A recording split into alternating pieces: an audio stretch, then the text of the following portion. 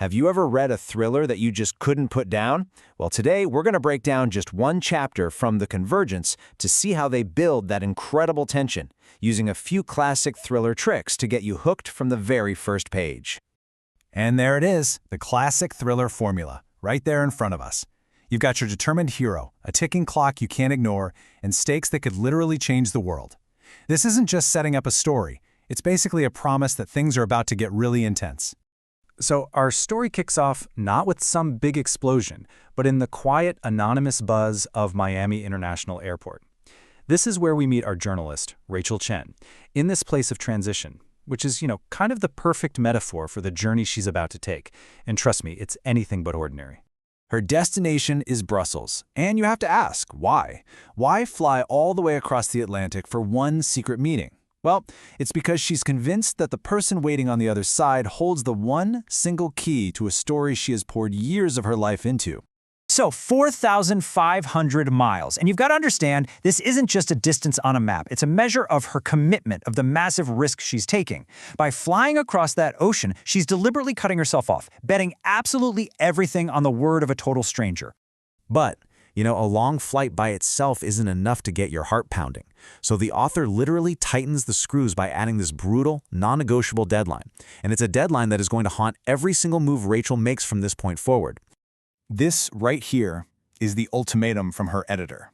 And that French part, sinon on enterre cette histoire, it means otherwise we bury this story. So think about what that means. This isn't just a quest for truth anymore. It's a fight to keep her entire story from being killed off completely. If she fails, 2 years of her work just vanishes.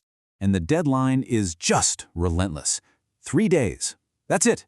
That's all the time she has to fly to a foreign city, find a stranger, vet their story, and expose a conspiracy that could rewrite global politics.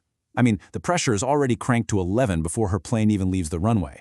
And let's be crystal clear, we are not talking about some minor political oopsie here. The story she's chasing is being compared to Watergate. We're talking about the kind of revelation that doesn't just end careers, it topples governments and redraws alliances. The stakes, they just couldn't be any higher.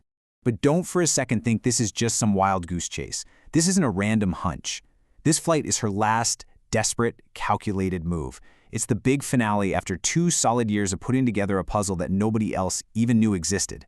And as you can see, she's not going in blind. She has this whole investigation file. There's that one cryptic message from a German number that kicked this whole thing off, 2 years worth of her own notes, and even data on these super suspicious financial transactions. She basically has every piece of the puzzle, except for one, the human element, the source who can tie it all together. Which brings us right to the heart of this massive gamble, the stranger, the person she's flying 4,500 miles to meet. Everything, her career, the story, maybe even her life, it all hinges on this one unknown individual.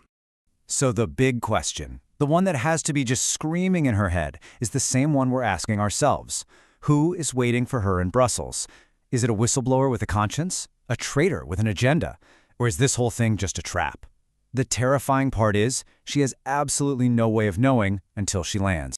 This is what's pulling her across the ocean, the promise. This contact isn't offering just another breadcrumb or another piece of the puzzle. They claim to have the truth, the final undeniable confirmation that can turn her 2 years of suspicion into a world-shaking headline. And that is why she's on that plane. And so, this is it. We arrive at the point of no return. The moment those wheels leave the tarmac, a line is crossed. A decision is locked in. There is absolutely no going back. There's this ominous line from the story that just hangs in the air and gives you chills. It suggests that the price of finding the truth might be way, way higher than Rachel could ever imagine. It's not just about whether she gets the story, but whether she'll make it back at all. And that, right there, is the setup for Chapter 11, The Flight.